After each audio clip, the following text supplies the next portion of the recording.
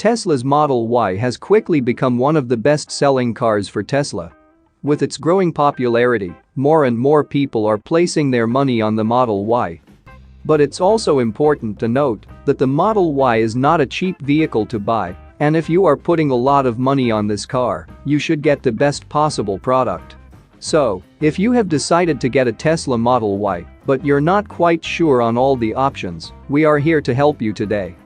Although Tesla has a pretty simple ordering process, and there's very limited options to select, but there's still a lot to consider. Let's check out all the available options for buying a Model Y and help you decide which suits you the best. So let's get started.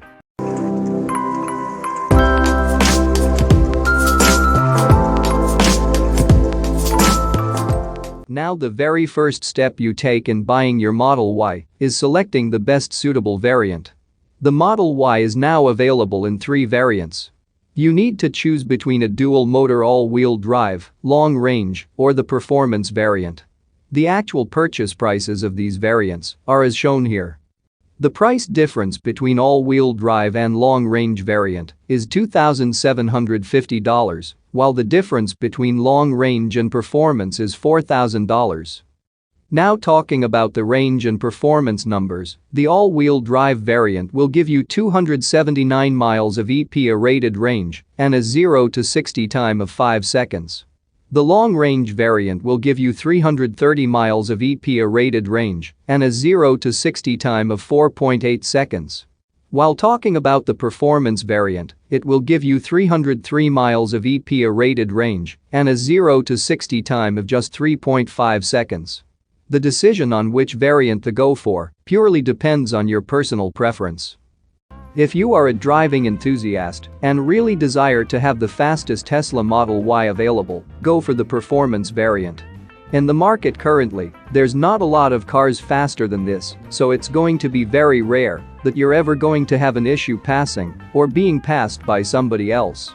So if you're a true enthusiast and want that thrill, and you also have the money to spend, go ahead and get the performance variant. Also, it's important to note that although you get the 21-inch wheels, it comes with the smallest sidewall we have ever seen on a production car. It's also going to come with a lower suspension, which is going to be a little bit more rough of a ride. You are also going to get performance brakes, and the suspension combined with those brakes and super grippy tires are going to give you a thrilling performance. So keeping in mind about all the inclusions, we wouldn't be as concerned about range, as you are only giving up 27 miles of range. So you are not sacrificing too much to have that insane performance. Now, talking about the long-range variant, there's an interesting twist here. After you take delivery of your car, you get an option to add an acceleration boost. The acceleration boost costs you $2,000, and it's going to reduce your 0 to 60 time from 4.8 seconds to all the way down to 4.2 seconds. That's almost 0.6 seconds, and that is super fast, but still, that is not as fast as the performance variant. There is still a difference of 0.7 seconds between the 2 variants, and that's a lot to make a difference. There's still a big difference between the 2 variants, even with the acceleration boost, but it is a lot closer. So, it's really important to think about it when you make your buying decision. With this $2,000 upgrade, having 4.2 seconds 0 to 60 will get you close enough, but that will only save you $2,000 compared to the performance variant. We think if you are looking to buy a performance boost, then you should definitely consider the performance variant, as there is only a $2,000 difference left. Now let's talk about the all-wheel drive variant. With this variant, you neither get a good 0 to 60 number, nor get a range of around 300 miles. Along with this, it is only $2,750 cheaper than the long-range variant. So we wouldn't recommend buying this variant unless you are very tight on your budget or you are not a driving enthusiast and don't drive your car too much. So now it's completely up to you whether you select the all-wheel drive variant, the long-range, or the performance variant, as per your requirements. The next step that comes is selecting the color option. Midnight Silver Metallic is currently the standard option, and there is no extra charge for that. If you want to buy any of the other colors, you are going to pay $1,000 to $2,000 extra. You can upgrade the exterior color to deep blue metallic for $1,000, solid black for $1,500, and red multi-coat for $2,000. Now we would like to throw some light on the previously available standard white color, which now costs $1,000. If you going with the standard white, it's really good white, but it's not a perfect match on the bumpers. So if you're very demanding, just keep this in mind. You probably won't notice it most of the time, that rear bumper is mismatched. It used to be really bad earlier, but Tesla has made a lot of progress, and it is now on an acceptable level. In our opinion, if that would bother you, or you really like those other colors, just spend the extra money and get the color you want to. Don't make a compromise on this aspect, as this will hurt you every time you see your car. Now the next step is to select the wheels for your car. For wheel selection, you get two options. The car comes standard with the 19-inch Gemini wheels, and there are hub caps placed over the aluminum wheel, which is not bad looking. It gives you flexibility of having a couple different looks. The hubcaps are essentially meant to help with range on the highway, as they're more aerodynamic. But you can remove those caps if you don't like them. We have also seen plenty of people powder coat the wheels black, and they look amazing. These wheels also come with a Continental all-season tire, which is going to perform better if you're in a snowy region. It's not going to be perfect, but it is going to be substantially better than the tires that come on the induction wheels. Now, talking about the induction wheels, they cost you an extra $2,000, and they look stunning. We love the induction wheels, and we think they look amazing. They match all the trim very well and provides a great look to the car. With that, you're sacrificing sidewall size, and you're going to have worst performance if you live in a snowy region. When the driving surface is dry, there will be no issues at all, as it actually has pretty good grip.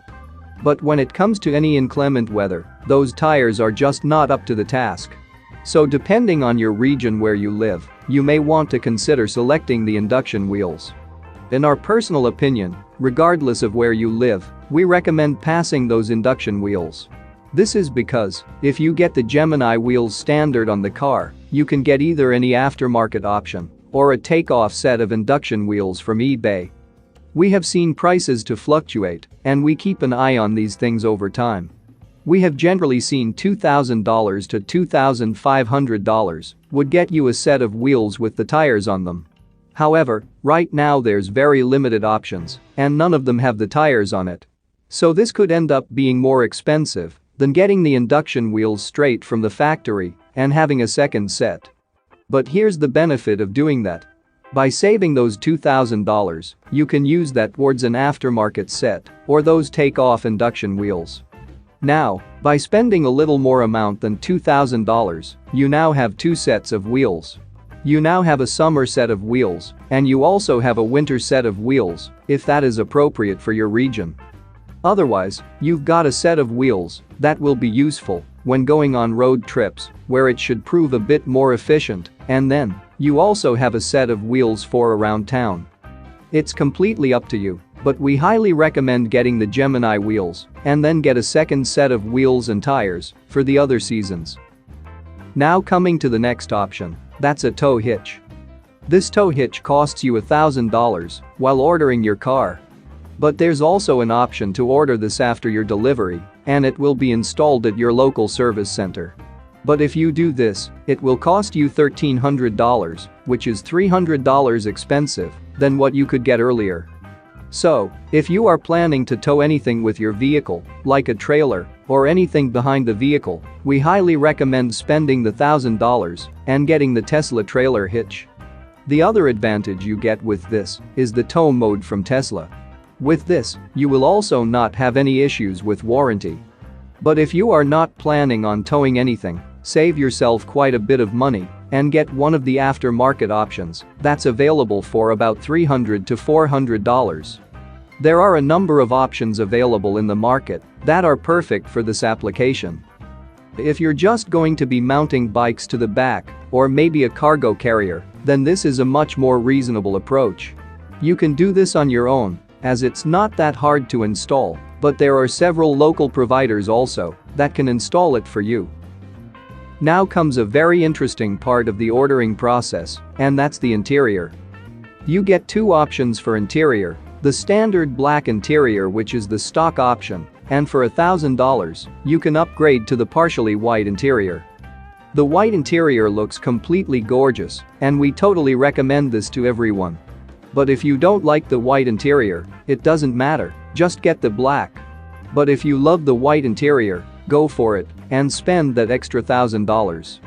We have seen people opting for a black interior because of their young kids. People are worried about the white interior holding up. However, we have seen countless people sharing updates on their white interior, and we are yet to see anybody that has any problems maintaining that white interior, even with kids. So there's no need to make compromise, even if you have kids. We personally think that most people are going to love this white interior, so we highly recommend getting it. Now coming to the next option, that's the seating configuration. You get two options here, either a 5-seat interior or a 7-seat interior. The 7-seat interior costs you an extra $2,500. Now it's important to note here that you can only add 7-seat option to the long-range variant. You don't get the option with all-wheel drive variant or the performance variants. Now talking about the third row seats in the 7-seater option, we would like to say it's very uncomfortable and tight. But still, it's doable for a lot of applications, and for $2,000 to have this flexibility, it's a very good option. The third row is basically best suited for kids, and you're not going to be able to fit large adults in the back of this car. We have seen people that were just 5.6 who did not feel comfortable sitting back there. The most notable issue here is the large trim piece. The Model Y's plush right on the road, along with bumps and other things like that, it's gonna throw that person in the back seat up a little bit forward. But as they are already so close to the glass and trim, they're surely going to make contact with it several times. So as long as your intent is for small children in the back, we think it's completely fine, you shouldn't have any issues with that. But with the 7-seat option, you also get an amazing benefit with it. The benefit we are talking about is the middle row, which can slide forward and backward if you have the 7-seat option. This is not available with the 5-seat option. So ultimately, even if your car dimensions remain the same for both seating options, you get more space in a 7-seat option compared to the 5-seat option. So this advantage makes the 7-seat option even more worthwhile. After you lock all the preferences for your Model Y, the next option you get is buying Enhanced Autopilot and the full self-driving capability. The Enhanced Autopilot feature is available for $6,000. It includes all autopilot features, along with auto lane change, auto park, summon, and smart summon. Along with all these, there's also an option of buying the full self-driving package at $15,000, which is currently in beta stage. Once it's fully developed, it can make your Model Y drive autonomously without having to pay attention on the road. For $15,000, we do not recommend full self-driving for all, as it's not worth for most people. If you are on the highway frequently and like to drive a lot, you may want to consider it. But it's a very large investment for a system that's currently in beta and do not have regulatory approval. The good news is, it is now available for everyone who wants it and do not have to wait and achieve a perfect safety score. But as the system is not completely ready yet, you are still going to have to put your hands on the steering wheel and stay attentive all time. The best bang for the buck deal is the Enhanced Autopilot that is now available at $6,000. It includes everything that comes with FSD package, except traffic light and stop sign control and auto steer on city streets. The Enhanced Autopilot package is a perfect one for most people. But if you are the one who likes to drive a lot and want the system, we would recommend you to try it first and then make a choice. It's available on subscription basis at $199 per month and $99 per month. So we would suggest you to first try it out and then make a choice to pay $15,000 upfront. You also need to remember that the package is not transferable yet, so it stays with the vehicle when you sell it out. After you complete all these steps, the last step you now have to do is choosing the charging option. Tesla now no longer provides the mobile connector for free, and you have to pay an extra $230 for it. The other option you have is the wall connector, which costs $475. We would not recommend buying the wall connector, as it's way costlier than the mobile connector, with a combination of NEMA 1450 connector. The mobile connector, combined with NEMA 1450 from Tesla, costs $275. The NEMA 1450 adapter can charge your Model Y at 29 miles per hour rate, while the wall connector can charge at around 40 miles per hour rate. That's not a big difference, so we would recommend to buy a mobile connector, as it can also be useful if you travel somewhere and want to carry it with you. So now we hope you would have made your final decision and you know what you're going to get. But apart from all these, there are two things you have to get, regardless of where you live. We strongly recommend to get mud flaps and get PPF coating. The mud flaps are available at $40 on Tesla's website. But do not be concerned if you don't like them, as there are multiple aftermarket options also available that look a lot better and include all four corners instead of just the front two. In addition, you also need to get PPF coating. These PPF covers are available at Tesla's website for $50, which is kind of expensive for what you're getting, but still, it's a must-have. We have seen several owners whose car corners were absolutely obliterated by road debris and salt rocks. You can also get it done from aftermarket dealers who could provide you a better price. So get these on your car as quickly as possible because that paint is very fragile in that area and it's extremely exposed to the elements. So that was our full buyer's guide for the Model Y, and we hope this would help you make the right decision. If you still have questions, let us know in the comments. Stay tuned at the Electric Arena for all the latest Tesla and electric vehicle news.